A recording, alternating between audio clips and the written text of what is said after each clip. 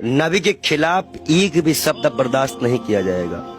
हम ऐसे शर्त भी अपना गर्दन कटवा देंगे। अगर हम शिव के लिए कटवाएंगे तो हम नबी के लिए भी कटवाने को तैयार हैं। नबी के इतना ये कैसे आप हो गए? अरे भाई मैं इस्लाम फॉलो करता हूँ, मेरे पास कुरान है। अब कुरान में नबी का बढ़िया जिक्र है।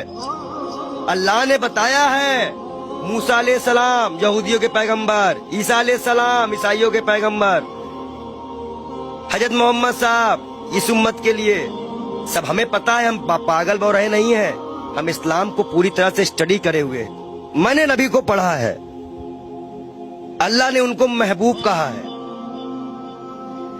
उनका दिल इतना साफ था कि एक बूढ़ी दादी जो है कूड़ा फेंकती थी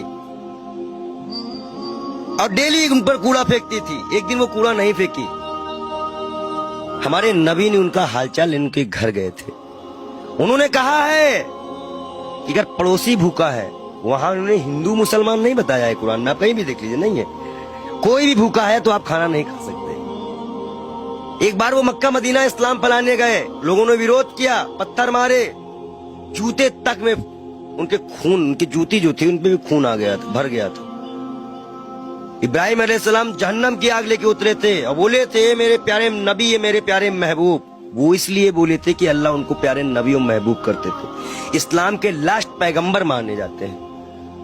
उन्हीं की उम्मत जो है अल्लाह की बारगाह में जाएगी, सुनवाई होगी। 62 से 73 फिरके हैं इस्लाम में, उन्हीं की उम्मत जाएगी, वही बख्शाइश कराएंगे। अल्लाह ही जानता है मोहम्मद का मर्तबा, लेकिन ये सिर्फ इसलिए हो जाता है कि उस साहब लगाना जरूरी है, मोहम्मद साहब का मर्तबा। वो कोई एक सिंगल नाम भी उनका कोई नहीं लेता है तो दुख हो जाता है। नबी के बारे में और सुनिए। वो एक दिन गुजर रहे थे, शराब कोई बहुत इस्लाम में बहुत पुराने से हराम नहीं थी।